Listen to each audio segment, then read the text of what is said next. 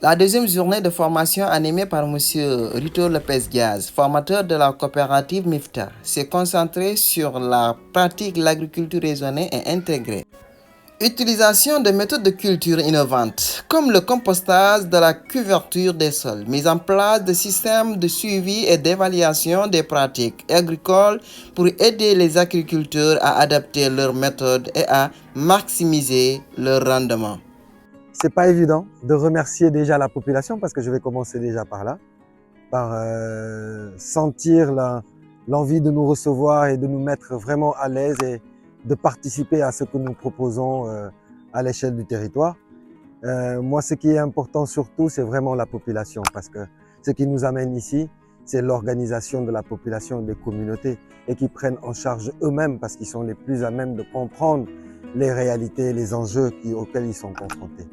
Donc, je commence vraiment par là, par remercier d'abord la population de toute la commune, hein, particulièrement des 6 villages avec lesquels nous avons travaillé. Nous avons entamé le processus et je reste encore là-dessus pour dire merci et encore merci à toute la commune et à Monsieur le maire. La journée, ben voilà, c'était le lancement un peu de la compréhension de ce que nous étions venus faire ici au niveau de Koulibantang.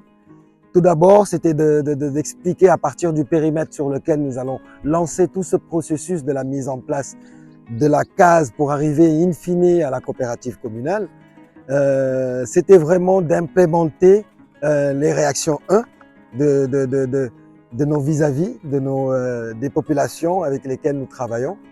Et la journée d'hier a été très intéressante parce que c'était vraiment le démarrage, l'apprentissage de l'autre, se faire connaître, discuter et partager énormément parce que c'est pas ni une formation mais c'est un partage d'expérience. Et ça a été vraiment très intéressant pour nous particulièrement qui lançons ce nouveau concept d'écologie par la pratique, particulièrement l'écologie appliquée. Donc la journée d'hier, ça a été toujours, comme je disais, le mise en train, un peu de mise en train pour que les gens comprennent c'était quoi les relents et le cadre sur lequel nous allons travailler. Donc c'était vraiment l'information, la prise en charge de la compréhension même du projet et accompagner aussi la conception sur le terrain pour la mise en œuvre. Donc ça a été la première journée très intéressante avec beaucoup d'écoute, beaucoup de discussions, beaucoup d'échanges et qui ont continué à garnir un peu de mon intellect sur la population en tout cas. Et aujourd'hui, c'était sur le terrain. C'était vraiment lancer la pratique après avoir pris en compte ce que nous voulions faire et coordonner tout ça.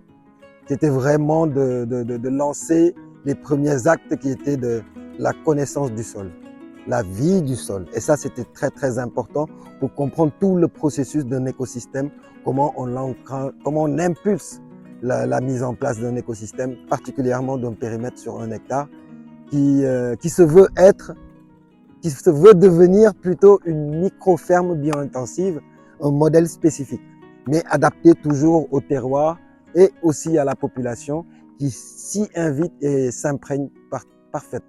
Demain, ça va être encore un autre jour, très intéressant. Et après avoir fait travailler sur la vie du sol et avoir lancé aussi les planches permanentes, demain, ça va être plutôt tout ce qui est amendement, comment organiser, comment produire ses propres amendements, comment en continuer à enrichir le sol et comment créer toute cette vie du sol, accompagner toute cette vie du sol dès le début pour vraiment montrer tout le processus qu'on doit faire pour mettre en place un site de ce genre. Et que le sol est quelque chose de super important.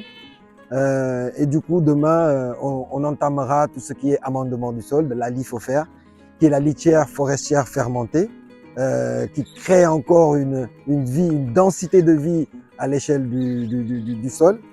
On va lancer aussi tout ce qu'on appelle le biochar, qui ressemble un peu au biocharbon et qui a cette spécificité de pouvoir capter tout ce qui est minéraux au niveau des planches permanentes. Et en dernier recours, on travaillera sur le lombricompostage et le compostage et qui nous ouvre la possibilité de travailler sur une boucle d'opportunités à travers la gestion des déchets agricoles pour intégrer ce processus à l'échelle des villages. Donc vous voyez bien que nous entamons ce périmètre mais les chaînes de valeur à partir des arêtes impulsent toutes les activités afférentes à la mise en place de ce périmètre qui est la clôture, le travail du sol, la gestion des déchets agricoles, la mise en place d'un point d'eau et qui ouvre des chantres et des points d'opportunités très intéressants, que ce soit dans l'assainissement, dans la gestion des déchets du village, dans l'énergie renouvelable à intégrer dans le processus des coopératives électriques. Donc voilà. Donc on a encore beaucoup de choses à faire encore demain. Le message, ça va être plutôt garder la foi. Vous avez le plus beau terroir que j'ai eu à visiter. Et je compte vraiment sur la population pour comprendre qui sont, c'est eux qui décident, c'est à eux de déterminer, d'accompagner tout le processus et de vraiment mettre en exergue la coopérative multifonctionnelle, communale certes, mais aussi multisectorielle MIFTA.